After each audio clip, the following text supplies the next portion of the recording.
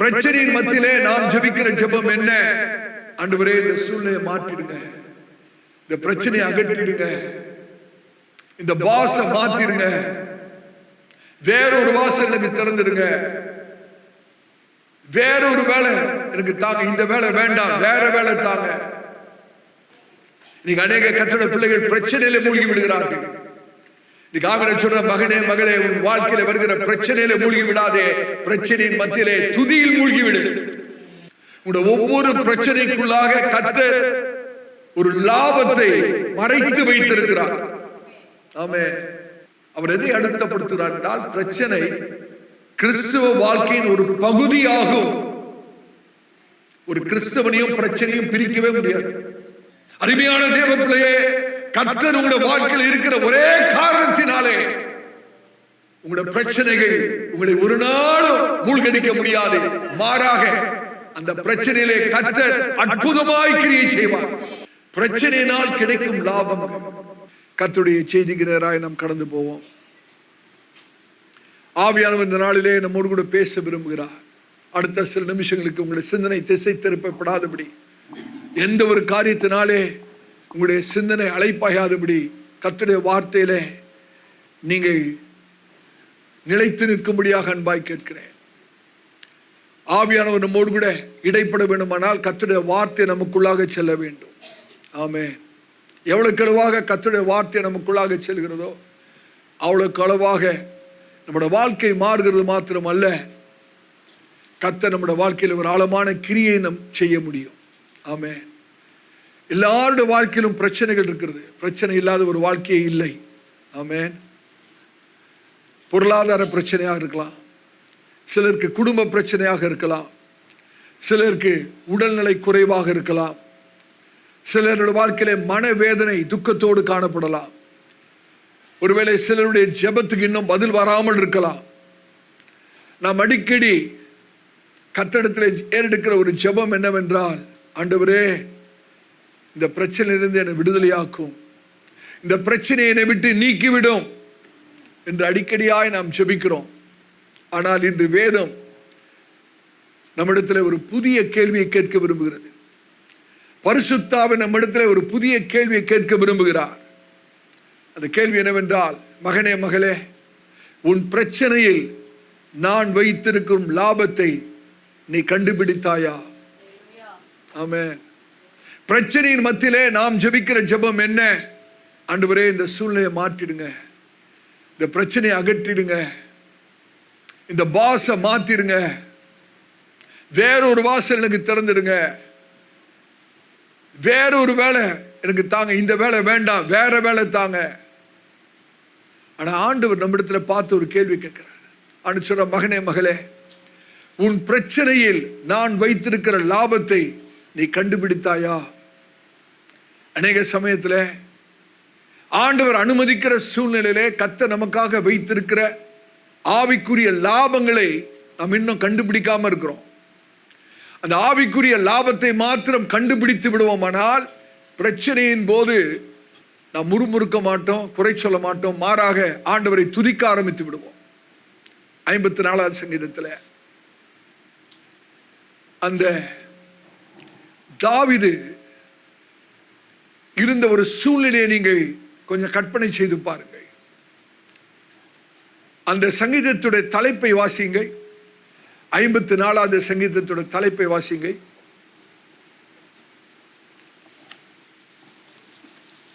ஒரு தமிழ் வேதாகமத்தை திறந்து பாருங்கள். அந்த தலைப்பு, ஒரு சங்கீதத்துடைய தலைப்பு ரொம்ப முக்கியம். தாவீது தங்களிடத்தில் ஒளித்துக் கொண்டிருக்கிறான் என்று சீப்பூரார் வந்து சவுலுக்கு சொன்னபோது நெகினோத்தில் வாசிக்க தாவீது பாடி ராக தலைவனுக்கு ஒப்புவித்த மஸ்கீல் என்னும் சங்கீதம். அருமையான சபையாரே, இந்த சீப்பூரார் யார் என்று கேட்டால், தாவீதால் அநேக நன்மை பெற்ற ஜனம். அநேக நன்மைகளை தாவீதின் மூலமாக பெற்றவர்கள் தான் சீப்பூர். இப்பொழுது தாவீது தங்கியிருக்கிற இடத்தை குறித்து சீப்புரார் போய் சவுலிடத்திலே சொல்லுகிறார்கள், தாவீது இங்கதாங்க தங்கி இருக்கிறாரு. யோசித்து பாருங்க. சீப்புரார் போயிட்டு சவுலிடத்துல சொல்வதற்கான காரணம் என்ன? காரணம் என்ன? எபிரேய கண்ணோட்டத்திலிருந்து இந்த சங்கீதத்தை நாம் படித்தால் அநேக சத்தியங்களை கற்றுக்கொள்ளலாம். சீப்புரார் சவுலிடத்துல போய் தாவீது இங்கதான் ஒளிஞ்சிட்டு இருக்கிறார்னு சொன்னது காரணம் என்னன்னு கேட்டீங்கன்னா, தாவீது ஆட்சியில் இல்லை. அந்த நேரத்திலே ஆட்சியில் இருந்தது சவுல். ஆகவே தாவீது இடத்திலிருந்து நன்மை பெற்றிருந்தாலும் இனிமேலும் தாவீது இடத்திலிருந்து எனக்கு ஒரு நன்மையும் வரப்போகிறது இல்லை. ஆகவே இந்த மனுஷனுக்கு ஆதரவாக இருந்து பிரயோஜனம் இல்லை.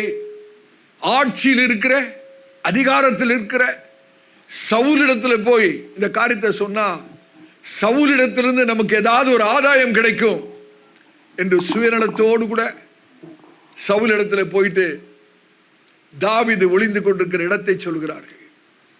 நீங்க சிந்தித்து பார்க்கணும்.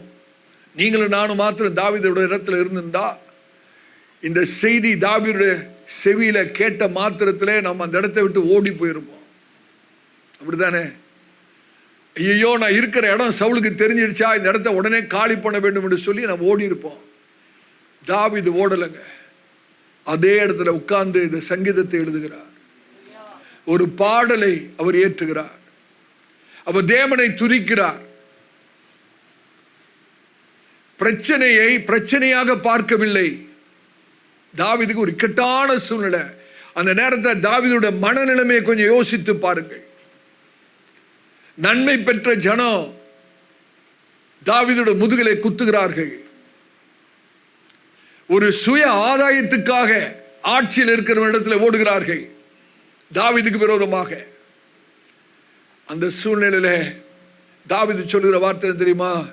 உற்சாகத்துடன் நான் உம்மை துதிப்பேன் ஆண்டவரே, உற்சாகத்துடன் நான் உம்மை துதிப்பேன். ஜனங்கள் என்னை குத்தட்டும், எனக்கு தீமை செய்யட்டும், எனக்கு விரோதமாய் ஜனங்கள் எழும்பட்டும்,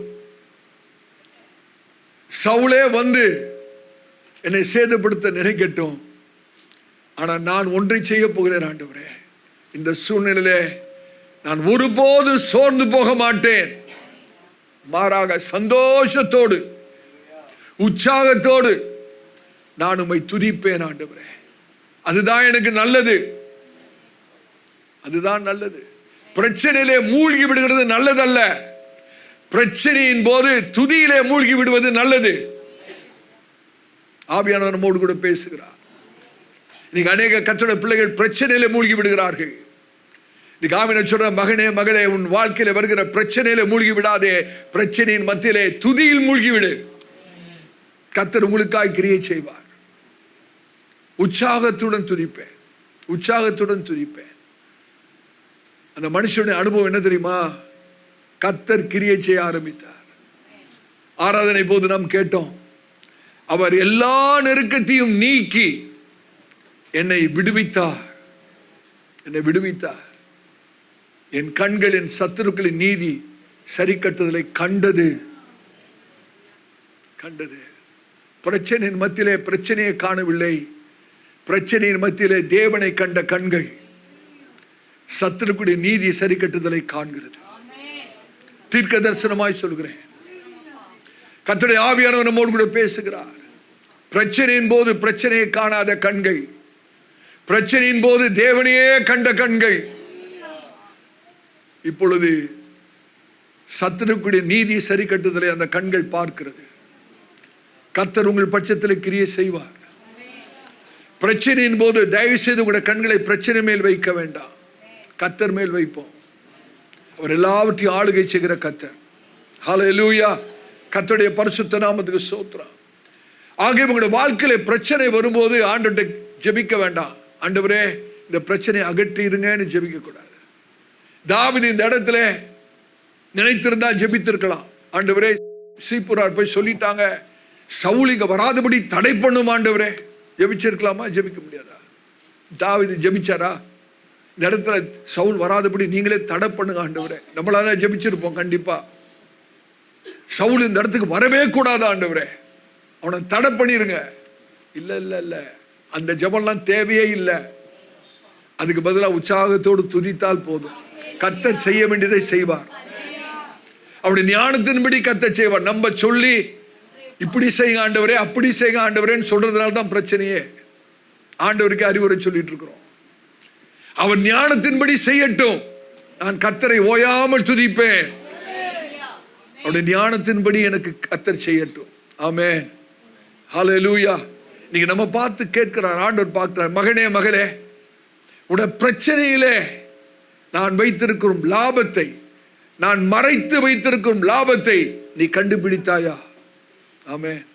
ஒரு வியாபாரி லாபத்தை எதிர்பார்ப்பார். ஒரு விவசாயி அறுவடை எதிர்பார்ப்பார். ஒரு நபர் ஏதாவது ஒரு முதலீடு செய்வாரானால் அதுல ஒரு வருமானத்தை அவர் எதிர்பார்ப்பார். அதே போல தேவன் தம்முடைய பிள்ளைகளை எந்த பிரச்சனையும் காரணமின்றி கர்த்தர் அனுமதிப்பதே இல்லை. ஒவ்வொரு பிரச்சனையிலும் ஒரு மறைவான தேவன் நோக்கமும் ஒரு ஆவிக்குரிய லாபமும் இருக்கிறது.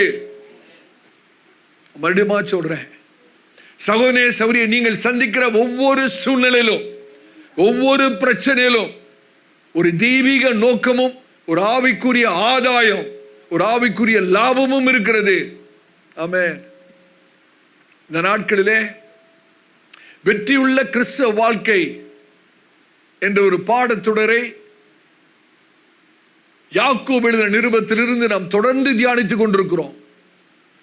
கடந்த 2 வாரங்களாக பிரச்சனையின் மூலமாக எப்படி லாபம் அடைவது, பிரச்சனையில் எப்படி ஆதாயம் பெறுவது என்பதை கடந்த 2 வாரங்களாக தியானித்தோம்.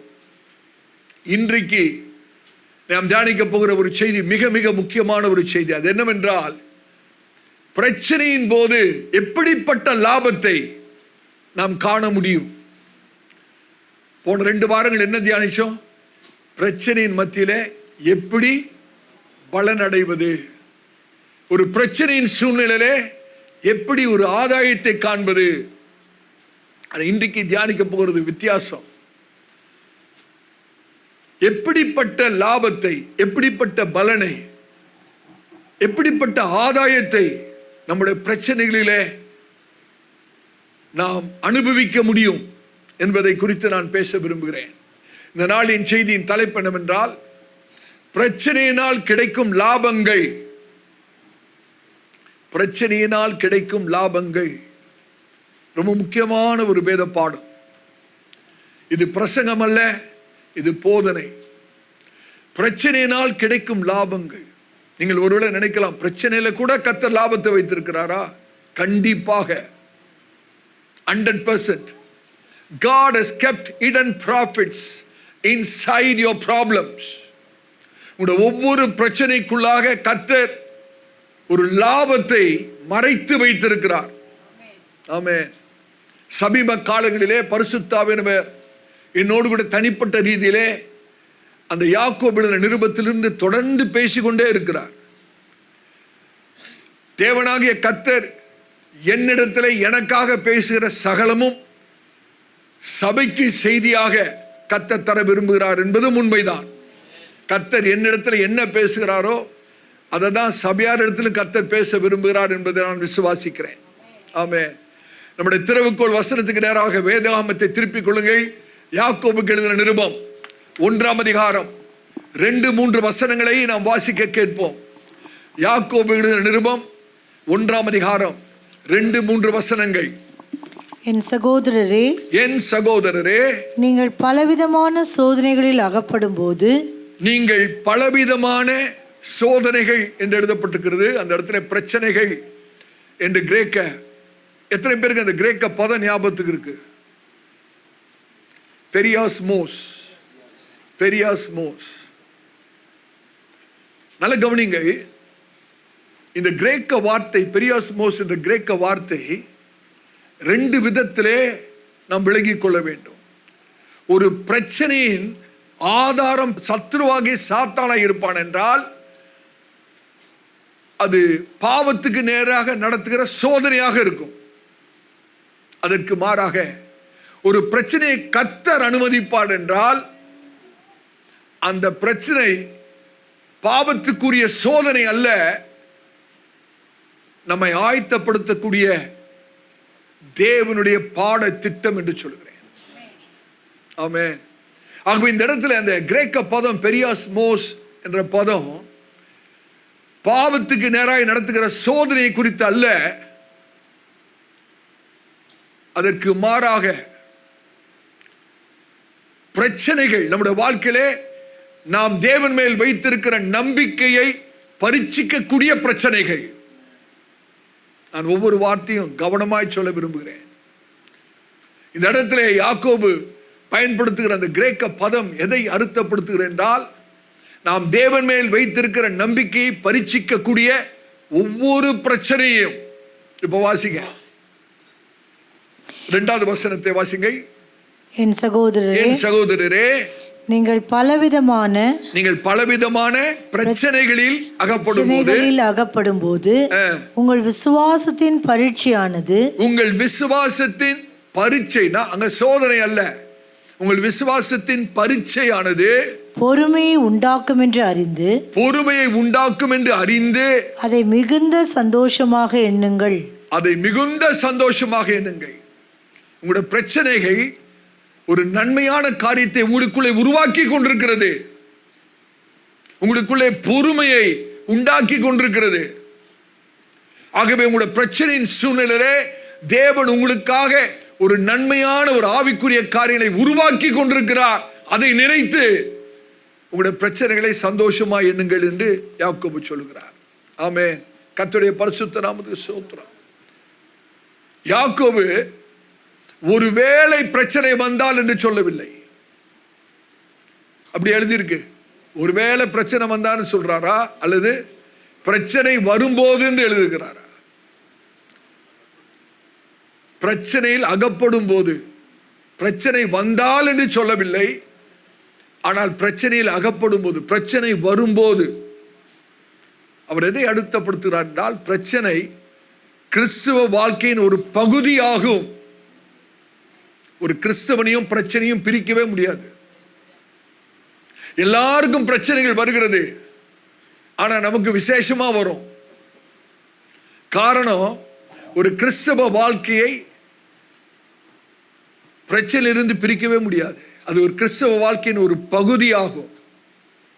ஆனால் அந்த பிரச்சனையின் வாயிலாக தேவன் நம்மை ஆவிக்குரிய ரீதியிலே முதிர்ச்சி அடைய செய்கிறார், ஆவிக்குரிய வாழ்க்கையிலே வளர செய்கிறார். ஆமென். நான் ஏற்கனவே போன ஞாயிற்றுக்கிழமை சொன்னேன், யாக்கோபு இதை யாருக்கு எழுதுகிறார் என்றால், சிதறி போயிருந்த 12 இஸ்ரவேல் கோத்திரத்தாருக்கு எழுதுகிறார். அந்த யூத விசுவாசிகள் துன்பப்படுத்தப்பட்டபடினாலே அவர்கள் பல இடங்களுக்கு சிதறி போயிருக்கிறார்கள். அநேகர் வீடுகளை இழந்திருக்கிறார்கள், குடும்பத்தை இழந்திருக்கிறார்கள், வியாபாரத்தை இழந்திருக்கிறார்கள், சுதந்திரத்தை இழந்திருக்கிறார்கள், அநேகர் பாதுகாப்பை இழந்திருக்கிறார்கள், அநேகர் உற்றார் உறவினரையும் இழந்திருக்கிறார்கள், ஒரு நிச்சயமற்ற எதிர்காலத்துக்குள்ளே கடந்து போய் கொண்டிருக்கிறார்கள். இப்படிப்பட்ட ஜனங்களுக்கு நாம் மாத்திரம் யாக்கோபோட இடத்துல இருந்தா நம்ம என்ன தெரியுமா சொல்லியிருப்போம்? கவலைப்படாதீங்க பிரதர், கர்த்தர் உங்களை ஆசீர்வதிப்பார்னு சொல்லியிருப்போம். இப்படி பிரச்சனையில் இருக்கிற மக்களுக்கு நான் மாத்திரம் யாக்கோபோட இடத்துல இருந்தா என்ன சொல்லியிருப்போம்? கவலைப்படாதீங்க, கொஞ்ச நாள்ல பிரச்சனை தீந்துரும். நம்ம எதை பேசியிருப்போம்னா, செழிப்பை பத்தி பேசியிருப்போம், ஆசீர்வாதத்தை பத்தி பேசியிருப்போம், பரலோகத்தை குறித்து பேசியிருப்போம். ஆனா யாக்கோபு அவர்களுக்கு செழிப்பை பற்றி பேசவில்லை, ஆசீர்வாதத்தை பற்றி பேசவில்லை, பரலோகத்தை குறித்து பேசவில்லை, நேரடியாக பிரச்சனையின் நிஜத்தை குறித்து பேசுகிறார். Direct conversation about the reality of suffering. காரணம், பிரச்சனையின் ஊடாக போகிறவர்கள் பிரச்சனையின் நிஜத்தை விளங்கிக் கொள்ள வேண்டும். ஒரு பிரச்சனை ஊடாக போகும்போது கவலைப்படாதீங்க, பிரச்சனை எல்லாம் தீந்துரும் சொல்றது ரொம்ப லேசான காரியம். அதுவல்ல யாக்கோபு சொல்றது. பிரச்சனையின் மத்தியிலே நீங்கள் எப்படி நடக்க வேண்டும், இந்த பிரச்சனையிலே கர்த்தர் உங்களுக்கு என்ன லாபத்தை வைத்திருக்கிறார், என்ன பலனை வைத்திருக்கிறார், என்ன ஆதாயத்தை வைத்திருக்கிறார் என்பதை பார்க்க செய்கிற ஒரு அப்போஸ்தலன் தான் யாக்கோபு. ஆமென். ஏன் யாக்கோபு அப்படி செய்கிறார் என்றால், எல்லா விசுவாசிகளும் கடைசியில் ஒரு சத்தியத்தை அவர்கள் கண்டுபிடிக்கிறார்கள். அது என்னவென்றால், ஒருவரும் பிரச்சனைக்கு விதி விலக்கு அல்ல. Problems are God's curriculum for spiritual maturity. Problems are part of God's curriculum for spiritual maturity. நம்முடைய ஆவிக்குரிய முதிர்ச்சிக்கு பிரச்சனைகள் தேவனுடைய பாட திட்டமாக இருக்கிறது. ஒத்துக்கொள்கிறதுக்கு கொஞ்சம் கஷ்டம்தான், ஆனாலும் சத்தியம் இதுதான். நம்முடைய ஆவிக்குரிய முதிர்ச்சிக்கு நம்முடைய பிரச்சனைகள் தேவனுடைய பாட திட்டத்தின் ஒரு பகுதியாக இருக்கிறது. ஆகவேதான் யாக்கோபு சொல்றார், சகோதரரே, நீங்கள் பலவிதமான பிரச்சனையில் அகப்படும் போது அதை மிகுந்த சந்தோஷமாய் எண்ணுங்கள். காரணம், உங்களுக்குள்ளே கர்த்தர் ஏதோ ஒரு காரியத்தை உருவாக்கி கொண்டிருக்கிறார். ஆமென், ஆமென். இதைதான் ஆண்டவர் இயேசு சொன்னார். ஆண்டவராய் இயேசு யோவான் நிருபத்திலே 16ஆம் அதிகாரம் 33ஆவது வசனத்திலே, இந்த உலகத்திலே உங்களுக்கு தெளிவா சொன்னாரா இல்லையா? இன்னைக்கு யாராவது எந்த பிரச்சனையாவது உங்களுக்கு பிரச்சனை இல்லை, உபத்திரம் இல்லைன்னு சொன்னா ஆண்டவராய் இயேசு சொன்ன வார்த்தைக்கு முரணாக சொல்லுகிறார்கள் என்பதை நாம் கவனித்து பார்க்க வேண்டும். ஆண்டவராய் இயேசுவே சொன்னார், இந்த உலகத்தில் உங்களுக்கு உபத்திரம் உண்டுன்னு. எந்த பிரசங்கியார் கிறிஸ்தவ வாழ்க்கையில பிரச்சனை வராதுன்னு சொல்ல முடியும்? அப்படி சொல்கிறார் என்றால் தவறான போதனை. கர்த்தருடைய பிள்ளைகள் வஞ்சிக்கப்பட்டு போகக்கூடாது. யோபு சொல்லுகிற வார்த்தை, யோபு 14ஆம் அதிகாரம் 1வது வசனத்திலே, ஸ்திரீனிடத்தில் பிறந்தவன் வாழ்நாள் குறைந்தவனும் சஞ்சலம் நிறைந்தவனுமாயிருக்கிறான். அந்த வசனத்தை வாசித்து பாருங்க. யோபு 14ஆம் அதிகாரம் 1வது வசனத்தை வாசிங்க. யோபு 14ஆம் அதிகாரம் 1வது வசனம். ஸ்ரீனிடத்தில் பிறந்த மனுஷன் வாழ்நாள் குறுகினவனும் சஞ்சலம் நிறைந்தவனுமாயிருக்கிறான். எல்லாருக்கும் பிரச்சனை இருக்கு பிரதர். ரட்சிக்கப்படாதவர்களுக்கும் பிரச்சனை இருக்கு, ரட்சிக்கப்பட்டவர்களுக்கும் பிரச்சனை இருக்கு, விசுவாசிகளுக்கும் பிரச்சனை இருக்கு, அவிசுவாசிக்கும் பிரச்சனை இருக்கு. ஆனால் நம்முடைய பிரச்சனையிலே நாம் தனியா இல்லை. கர்த்தர் நம்மோடு கூட இருக்கிறார். கர்த்தருடைய பரிசுத்த நாமத்தை ஸ்தோத்திரம். அப்போஸ்தலனாகிய பேதுரு இதை குறித்து தன்னுடைய நிருபத்தில் எழுதும்போது அவர் எழுதுகிறார். 1 பேதுரு 4ஆம் அதிகாரம் 12வது வசனத்திலே, 1 பேதுரு 4ஆம் அதிகாரம் 12வது வசனம், பிரியமானவர்களே, உங்களை சோதிக்கும்படி உங்கள் நடுவில் பற்றி எரிகிற அக்கினியை குறித்து ஏதோ புதுமை என்று நினைத்து விடாதீர்கள். எவ்வளவு தெளிவா எழுதுறாரு பாருங்க. பிரியமானவர்களே, உங்களை சோதிக்கும்படி உங்கள் நடுவில் பற்றி எரிகிற அக்கினியை குறித்து ஏதோ புதுமை என்று திகைத்து விடாதீர்கள். ஏதோ யாருக்குமே நடக்காது, எனக்கு நடந்துருச்சுன்னு நினைச்சிடாதீங்க. எல்லாத்துக்கும் நடக்கிறது தான் உங்களுக்கும் நடக்கும். ஆமென். கர்த்தருடைய பரிசுத்த நாமத்துக்கு ஸ்தோத்திரம். இன்னைக்கு ஆவியானவர் நம்மோடு கூட பேச விரும்புகிறார். அப்ப யாக்கோபு எதை அர்த்தப்படுத்துகிறார் என்றால், ஒவ்வொரு விதமான கஷ்டமான சூழ்நிலையும் நாம் தேவன் மேல் வைத்திருக்கிற நம்பிக்கைக்கு ஒரு பரீட்சையாக தான் வருகிறது. சில சமயத்தில் நம்ம சொல்றோம், ஆண்டவர் ஒண்ணுமே பண்ண மாட்டாரே, ஜெபம் கேட்கப்பட்டது மாதிரியே தெரியலையே, என் சூழ்நிலை இன்னும் மாறலையே, நான் இப்படியே இந்த பிரச்சனையில மாண்டு அழிந்து போய் விடுவேனோ? ஒரு நாளும் கிடையாது. கர்த்தருடைய ஊழியக்காரனாய் சொல்கிறேன், உங்களுடைய பிரச்சனையில உண்மையான கர்த்தருடைய பிள்ளையாய் நீங்கள் இருப்பீர்கள் என்றால் உங்களுடைய பிரச்சனையில ஒரு நாளும் நீங்கள் மாண்டு போவதில்லை. ஒரு நாளும் நடக்காது. சீசர்களை யோசித்து பாருங்க. அவர்கள் பிரயாணப்பட்டு போகிறார்கள். படகுல பிரயாணப்படும் போது கடல் கொந்தளிக்கிறது, படகு மூழ்கத்தக்கதாக அலசடிப்படுகிறது, தண்ணீர் மோதுகிறது. ஆனா ஆண்டவராய் இயேசு பின்னணியிலே நித்திரையாயிருந்தாராம். ஆமென். நீங்க யோசிச்சு பாருங்க. கர்த்தருடைய ஊழியக்காரனா சொல்றேன், அன்றைக்கு மாத்திரம் ஆண்டவராக இயேசு அந்த படகுலே இல்லாது இருந்திருப்பார் என்றால் அந்த படகு மூழ்கி போறதுக்கு எல்லா சாத்தியமும் இருக்கிறது. ஆனால் ஆண்டவராய் இயேசு அந்த படகிலே இருக்கிறபடினாலே, ஒரே காரணத்தினாலே, என்ன புயல் வந்தாலும் சரி, என்ன அலைகள் மோதினாலும் சரி, எப்பேற்பட்ட போராட்டங்கள் வந்தாலும் சரி, அந்த படகு மூழ்காது.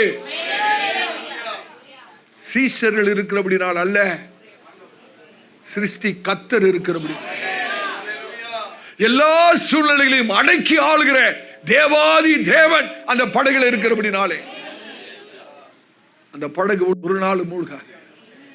அருமையான தேவ பிள்ளையே, கர்த்தர் உங்களுடைய வாழ்க்கையில் இருக்கிற ஒரே காரணத்தினாலே உங்களுடைய பிரச்சனைகள் உங்களை ஒரு நாளும் மூழ்கடிக்க முடியாது. மாறாக அந்த பிரச்சனையிலே கர்த்தர் அற்புதமாய் கிரியை செய்வார். அற்புதமாய் கிரியை செய்வதற்கு முன்பாக நமக்குள்ளே அவர் நடப்பிக்க வேண்டிய காரியத்தை நடப்பிக்க விரும்புகிறார்.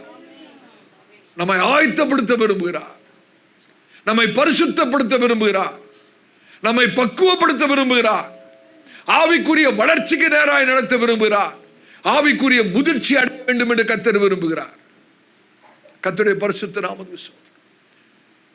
ஒருவேளை பொருளாதார ஏமாற்றமாய் இருக்கலாம், சரீர சுகவீனங்களாய் இருக்கலாம், குடும்ப போராட்டமாய் இருக்கலாம், தவறாய் குற்றம் சாட்டப்படுதலாய் இருக்கலாம், தாமதமாய் வருகிற பதிலாய் இருக்கலாம், உடைக்கப்பட்ட கனவாய் இருக்கலாம், தனிமையாய் இருக்கலாம், துன்பமாய் இருக்கலாம், துக்கமாய் இருக்கலாம். இன்னைக்கு ஒரு வாழ்க்கை என்பது அநேக கேள்விகளால் நிறைந்திருக்கிறது. ஏன் இந்த வியாதி, ஏன் இந்த தாமதம், ஏன் இந்த ஏமாற்றம், ஏன் இந்த நஷ்டம், ஏன் என்னுடைய ஜெபத்துக்கு இன்னும் பதில் வரல, அநேக கேள்விகள் நிறைந்ததுதான் ஒரு வாழ்க்கை. ஆனாலும் கர்த்தருடைய ஊழியக்காரனா சொல்றேன், இன்னைக்கு அநேக கர்த்தருடைய பிள்ளைகள் கூட பெரும்பாலான அவருடைய வாழ்க்கையை எப்படி செலவழிக்கிறார்கள் என்றால், எப்படி பிரச்சனையிலிருந்து தப்பித்துக் கொள்ளலாம் என்பதிலே அவருடைய வாழ்க்கை முழுவதும் வீணாய் போகிறது. நான் சொல்கிறது நீங்க கவனித்து கேட்கணும். Many people spend their entire lives trying to escape problems. அநேகர் பிரச்சனையிலிருந்து எப்படி தப்பித்துக் கொள்ளலாம் என்பதிலேயே தங்களுடைய வாழ்க்கையை செலவழித்து முடித்து விடுகிறார்கள். ஆனால் கர்த்தர் எதிர்பார்க்கிற காரியம் என்ன? என்னுடைய பிள்ளைகளாக அந்த பிரச்சனையிலே அவர்கள் எப்படிப்பட்ட லாபத்தை எடுக்கிறார்கள், எப்படிப்பட்ட லாபத்தை எடுக்க முடியும் என்பதை என்னுடைய பிள்ளைகள் அறிந்து கொள்ள வேண்டும் என்று கர்த்தர் எதிர்பார்க்கிறார். ஆமென். ஒரு நபர் பிரச்சனையை வீணாக்கி விடுகிறார், மற்றொரு நபர் பிரச்சனையிலே தேவனை ஆராதிக்கிறார். ஒரு நபர் பிரச்சனையிலே வாழ்க்கை கசந்து விடுகிறார், இன்னொரு நபர் அதே பிரச்சனையிலே வாழ்க்கையை சிறந்ததாக மாற்றிக் கொள்கிறார். ஒரு நபர் அந்த பிரச்சனையிலே விசுவாசத்தை இழந்து விடுகிறார், இன்னொரு நபர் அதே பிரச்சனையிலே தன்னுடைய விசுவாசத்தை வலுவூட்டி கொண்டிருக்கிறார், பலப்படுத்தி கொண்டிருக்கிறார். ஒரே நெருப்பு தாங்க, ஒரே அக்கினி தான். Same fire melts wax, hardens steel. ஒரே நெருப்பு தான் மெழுகு உருகி போக செய்கிறது, இரும்ப கடினமாக உறுதிப்படுத்துகிறது. ஒரே அக்கினி தான் மெழுக உருக செய்கிறது, அதே நெருப்பு இரும்பை உறுதிப்படுத்துகிறது. ஒரே புயல் தாங்க பலவீனமா இருக்கிற மரத்தை கீழே சாய்த்து விடுகிறது, அதே புயல் மற்ற மரத்திலே வேற இன்னும் ஸ்திரப்படுத்தி இன்னும் ஆழமாக செலுத்துகிறது. ஒரே புயல் தான். ஒரே பிரச்சனை சில விசுவாசிகளை சோர்வடைந்து செய்துவிடும், அதே பிரச்சனை சில விசுவாசிகளை இன்னும் ஆண்டவரை கிட்டி நெருங்கி ஆண்டவரை உறுதியாய் பற்றி கொள்கிற இருதயத்தை அதே பிரச்சனை உருவாக்கிவிடும். இங்க வித்தியாசம் பிரச்சனை அல்ல, நாம் பார்க்கிற பார்வைதான். The difference is not the problem, the difference is our perspective, the பார்க்கிற பார்வை. ஆமென்.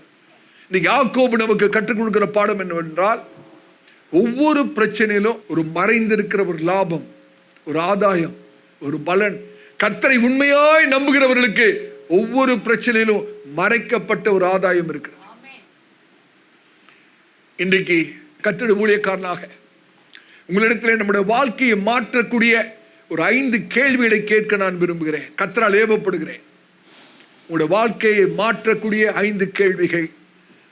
இந்த கேள்விகளுக்கான உங்களுடைய பதில் தான் உங்களுடைய பிரச்சனைகள் உங்களை சிறைச்சாலைக்குள்ளாக நடத்துகிறதா அல்லது உயர்வுக்கு நேராக நடத்துகிறதா என்பதை தீர்மானிக்கிறது.